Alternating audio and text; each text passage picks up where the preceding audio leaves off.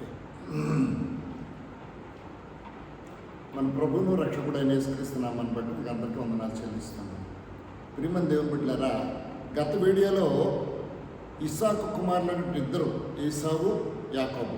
దాంట్లో జ్యేష్ఠుడైనటువంటి ఏసావు తన జ్యేష్ఠతను నమ్మేసుకుని జ్యేష్ఠతను కోల్పోయాడు. ఇక ఈ రోజున పెద్దవాడైనటువంటి ఏసావు తన తండ్రి దగ్గరికి వెళ్ళి దీవుని అడుగుతాడు. దీవుని బదులుగా శాపం ఎందుకు పొందుకున్నాడు? ఈరోజు మనం నేర్చుకోవాల్సినటువంటి అంశం. ఇక్కడ మనం చూసినట్లయితే యాకోబును దీవించిన తర్వాత ఇస్సాకు, ఏసావు ఏం చేశాడంటే యాకోబు మీద పగబట్టాడు. ఇక మా నాన్న చనిపోయే టైం వచ్చింది, నా తమ్ముడైన యాకోబుని చంపేద్దాము అని అనుకున్నాడు. ఈ మాటలు రిబ్కా విన్నది.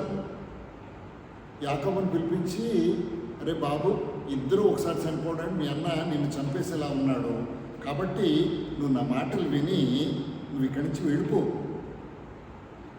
ఇక్కడి నుంచి వెళ్ళిపోయి దూర ప్రాంతంలో ఉన్నటువంటి మా అన్నయ్య కుమారుల దగ్గరికి వెళ్ళిపోయి నువ్వు అన్నయ్య దగ్గరికి వెళ్ళిపోయి వాళ్ళ కుమార్తెలు ఎవరినో దాన్ని నువ్వు పెళ్లి చేసుకో అని చెప్పేసి. ఎందుకు ఒక తల్లి ఒక కుమారుడి మీద అంత ద్వేషం పెంచుకుంది? పెద్ద కుమారుడికి దీవెన రాకూడదని ఎందుకు అనుకుంది? ఆ దీవెన చిన్న కుమారుడికి రావాలని ఎందుకు అనుకుంది? ఈ మాటలు కానీ మనం తెలుసుకోవాలి అనుకుంటే మనం కొంచెం ముందుకు వెళ్ళాలి. ఏసావు వేటగాడు, అడవి నుంచి జంతువులు తెచ్చి తండ్రికి పెడతాడు. అందుకు తండ్రి అంటే ఇస్సాకుకి ఇష్టమైపోయింది. యాకోబు ఏం చేస్తున్నాడట? సాధువు, తల్లి దగ్గర ఉంటున్నాడు, వంటలో సహాయం చేస్తున్నాడు. అందుకు ఆమెకి ఇష్టపడింది. ఇస్సాకు ముసలాడైపోయాడు, కనుదృష్టిపోయింది. ఏసావును ప్రేమిస్తున్నాడు కదా, ఏసావును పిలిపించారే బాబు, నేను వెళ్ళిపోయే కాలం దగ్గరికి వచ్చింది, నువ్వు అడవిలోకి వెళ్ళి మంచి మాంసం పట్టుకొచ్చి నాకు వండి పెట్టు, నేను దీవిస్తాను అని చెప్పాడు. ఏసా వెళ్ళాడు. ఇలా చెప్తున్నప్పుడు రిబ్కా విన్నాడు. రిబ్కా విని చిన్న కొడుకైన యాకోబు అంటుంది, అరే బాబు, ఇదిగో మీ నాన్న ఇలా దీవిస్తానన్నాడు, కాబట్టి ఆ దీవెన నీకు వచ్చేటట్లుగా నేను చేస్తాను అంటే, అమ్మ అలా వద్దు, నాకు అలాంటి మోసం చేయడం నాకు వద్దు అని చెప్తే, నేను చెప్పినట్టు విను అన్నది. నువ్వు వెళ్ళి 2 మేక పిల్లలను పట్టుకురా, నేను సిద్ధపరుస్తాను, మీ నాన్న దగ్గరికి వెళదు కానీ అని ఆ మేక పిల్లలు తెచ్చిన తర్వాత శుభ్రంగా మేక పిల్లలను వండేసి తండ్రి దగ్గరికి, మీ తండ్రి చనిపోకముందు వెళ్ళి నువ్వు ఆశీర్వాదం పొందుకో.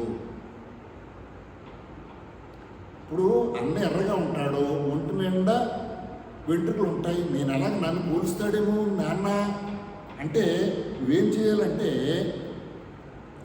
నన్ను తడివి చూస్తాడు, తడివి చూసి అప్పుడు వంచుకుడుగా ఉంటాను కాబట్టి నా మీద శాపమే కానీ ఆశీర్వాదం ఎలా వస్తుంది అంటే, కుమారుడా, ఆ శాపం నా మీదకి వచ్చింది కాక నువ్వు నా మాట విని నేను చెప్పిన పని చేయి అంటే అన్నీ సిద్ధపరిచిందట. ఏసావుకి మంచి బట్టలు ఉన్నాయట. ఆ బట్టలు ధరించి, ఇంకోటి బట్టలు ధరించమందట. ధరించిన తర్వాత ఏం చేసిందట? చేతులకి మెడలకి ఏం చేసిందట? చర్మంతో, మేకపిల్ల చర్మంతో కప్పేసిందట. ఇప్పుడు మీ నాన్న దగ్గరికి వెళ్ళు అంటే వెళ్ళాడు. నా తండ్రి అంటే, సేమ్ కుమారుడా నువ్వెవరు అంటే, యాకోబు ఏమన్నాడు? నేను ఏసావును, వాళ్ళమ్మ చెప్పింది కదా, నీ జ్యేష్ఠ కుమారును, నువ్వు చెప్పినట్లు చేశాను, నన్ను దీవించడానికి నేను తెచ్చిన మాంసం తిను అన్నాడు. ఇంత తొందరగా ఎలాగొచ్చావు నువ్వు అంటే, నీ దేవుడే నాకు సహాయం చేశాడు. అవును కానీ నా కళ్ళు కప్పి నువ్వు నా కుమారుడువో కాదో, నువ్వు దగ్గరికి రా, నేను తడిమి చూస్తాను అన్నాడు. తడిమి చూసి, అదేంటి స్వరము యాకోబుదిలా ఉంది, నీదిలా లేదేంటంటే అని అడిగాడు. కానీ ఒళ్ళంతా తడిమి రోమాలు ఎప్పుడైతే చూశాడో అప్పుడు అనుకున్నాడు, ఓహో వీడు నా కొడుకే, ఏసావు నా కుమారుడు నీవేనా అంటే నేనే అన్నాడు. అది నా దగ్గర వస్తే నేను దీవించినట్లు నేను తింటానని చెప్పి ఏం చేశాడట? తినేశాడు. ద్రాక్షరసం తీసుకొని తాగేశాడు. నా కుమారుడా దగ్గరికి రా, నేను ముద్దు పెట్టుకొని అన్నాడు. ముద్దు పెట్టుకున్నాడు. అతని వస్త్రాలు వాసన చూశాడట. ప్రియమైన దేవుని బిడ్డ కళ్ళు కనిపించలేదు కదా. ఆ బట్టలు ఎవరు బట్ట? ఏసావు వేసుకున్నాడు. అంటున్నాడు అక్కడ, ఇదిగో నా కుమారుడు సువాసన యెహోవా దీవించిన చేని సువాసన వల్లే ఉంది. ఆకాశం మంచు భూసారము విస్తారమైన ధాన్యము ద్రాక్షారసం దేవుడు నీకు అనుగ్రహించును గాక. జనుల్ని దాసులవుతారు, జనాల్ని సాగిలపడతారు. నీ బంధుజనులు అందరికీ ఏలిగ్గా ఉంటావు. అందరూ నీకు సాగిలపడతారు. నిన్ను శపించేవారు శపించబడతారు, నిన్ను దీవించేవారు దీవించబడతారు. ఇవన్నీ దీవించేశాడు. వెళ్ళిపోయాడు. వెళ్ళిపోయిన తర్వాత ఏసో వచ్చాడు. మళ్ళీ భోజనం పట్టుకుని వచ్చాడు. వచ్చి తండ్రి నన్ను దీవించినట్లు లేచి తిను అన్నాడు. నువ్వెవరు అని అడిగాడు. నేను నీ జ్యేష్ఠ కుమారుడు అనగా ఇస్సాకు గడగడగడగడ ఉనుకుతున్నాడట. నువ్వు రాకమునుపై తినేశాను కదా, నేను దీవించేశాను కదా అనగానే పెద్ద కేక వేసి, అయ్యా నేను కాదు అంటే తండ్రి నీ సహోదరుడు కపటోపాయంతో వచ్చి దీవెన తీసుకుపోయాడు. ఆయన అంటున్నాడు, యాకోబు అన్న మాటకు సరిగ్గానే చెల్లింది. అతడు 2 సార్లు నన్ను మోసపుచ్చాడు. నా జ్యేష్ఠరత్నం తీసేసుకున్నాడు. ఇప్పుడు రావాల్సిన దీవెన కూడా తీసేసుకున్నాడు. ఇప్పుడు అంటున్నాడు, ఇప్పుడు నీకేం చేస్తాను, దీవెన అయిపోయింది కదంటే, లేదు తండ్రి ఒకటే ఉందా, నన్ను దీవించు దీవించని గట్టిగా ఏడుస్తున్నాడట. ఏడుస్తుంటే మరి యాకోబు ఏమన్నాడు, నీ నివాసము భూసారం లేకయు ఆకాశం నుంచి లేక ఉండును. నీవు కత్తి చేతనే బతుకుతావు, నీ సహోదరు దాసుడవుతావు. ఏం చేశాడు? దీవెన బదులుగా శాపం వచ్చేసింది. దానికి ఏం చేశాడు? యాకోబు మీద ట్రక్ కట్టాడు, చంపేస్తాడు. యేసుని ఎందుకు ఏసావుకు రావాల్సినటువంటి ఆశీర్వాదం ఎందుకు పోయింది, ఎందుకు పొందలేకపోయాడు, తల్లి అలా ఎందుకు చేసింది అని చూస్తే ఇక్కడ మనం ఆదికాండం 27వ అధ్యాయం 46వ వచనం చూస్తే రెబ్కా ఇస్సాకుతో అంటుంది, హేతు కుమార్తెల వల్ల నాకు ప్రాణము విసిగిపోయింది. ఈ దేశస్తులు పెళ్లి చేసుకున్నాడు, వాళ్ళు ఎవరు దేవుని ఎరగనటువంటి వారు, వాళ్ళ వల్ల నా బ్రతుకు ప్రయోజనం ఏంటి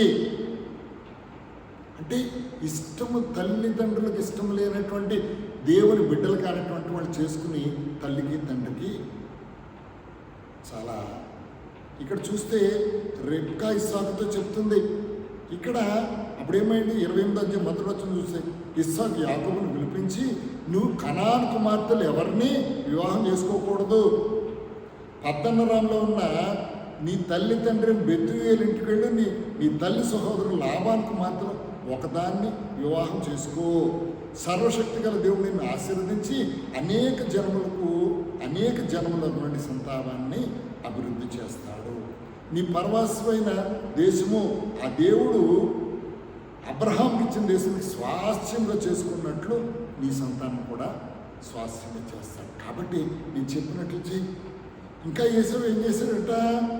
28వ అధ్యాయము 9వ వచనం చూస్తే, ఏసావు ఇష్మాయేలు వద్దకు వెళ్ళి తనకున్న భార్యలు కాక అబ్రహాం కుమారుడు ఇష్మాయేలు కుమార్తెయు నెబాయతు సహోదరుని మహాలతను కూడా పెళ్లి చేసుకున్నాడు. ఎందుకట? 8వ వచనం చూస్తే, ఇది కాక కనాను కుమార్తెల తండ్రి అని ఇస్సాకునకు ఇష్టురాడు కారని తెలిసి ఇస్సాకు ఈ పని చేశాడు.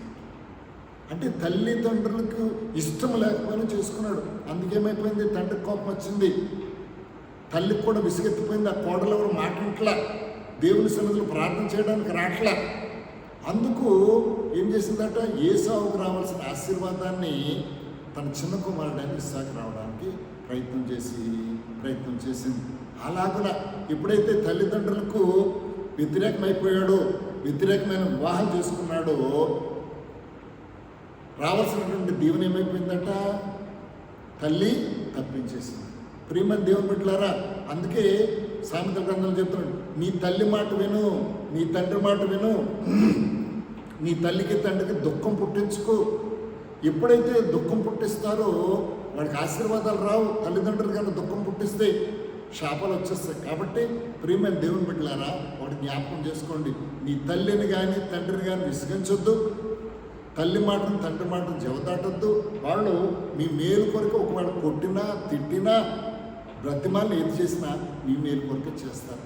ఇదిగో ఏసావు తన తండ్రి తన తల్లి మాటను వినకుండా కనాను దేశంలో ఏ దేశంలో అయితే ఉన్నాడో దేవునికి ఇష్టం కానటువంటి పిల్లల్ని ఎప్పుడైతే చేసుకున్నారో తల్లికి తండ్రికి కూడా వీరి మీద ద్వేషం వచ్చేసింది.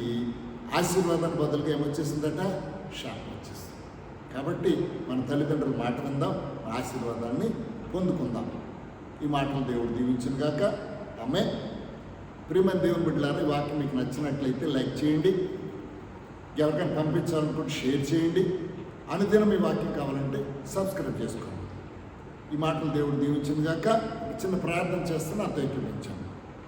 కృపామయుడ కనికరం కలిగినటువంటి మా దేవ, మీ పరిశుద్ధ నామానికి వందనాలు చెల్లిస్తున్నాం ప్రభువా. ఇదిగో ఈ దినం తండ్రి, ఆశీర్వాదం పొందుకోవలసిన ఏసావు తల్లిదండ్రులతో ద్వేషి అనిపించుకుని తల్లిదండ్రులకు ఇష్టం లేనటువంటి కుమార్తెను పెళ్లి చేసుకుని జ్యేష్ఠత్వాన్ని తిండి కోసం అమ్మేసుకుని తనకు రావాల్సిన ఆశీర్వాదాన్ని పోగొట్టుకుని తన తమ్ముడికి ఆశీర్వాదం వెళ్ళిపోయేటట్టుగా తనే చేతులారా చేసుకున్నట్లుగా ఈ రోజున మేము గ్రహించాం. కాబట్టి ఇదిగో వింటున్నటువంటి మేము, పలుకుతున్నటువంటి నేను, జ్యేష్ఠులైనటువంటి వారు లేదా దేవునికి ఇష్టలైనటువంటి బిడ్డలు తల్లిదండ్రుల మాట విని తల్లిదండ్రుల ఆశీర్వాదం పొందుకుని దేవుని ఆశీర్వాదం కూడా పొందుకోవడానికి కృప చూపించండి. ఇదిగో ఏసావు లాంటి ఆయన భ్రష్టుడిగా ఉండకుండా దీవెనలు పొందుకునే వారిగా మమ్మల్ని ఉంచమని యేసుక్రీస్తు పరిశుద్ధ నామములో ప్రార్థించి స్తుతించి వేడుకుంటున్నాను తండ్రి. ఆమేన్.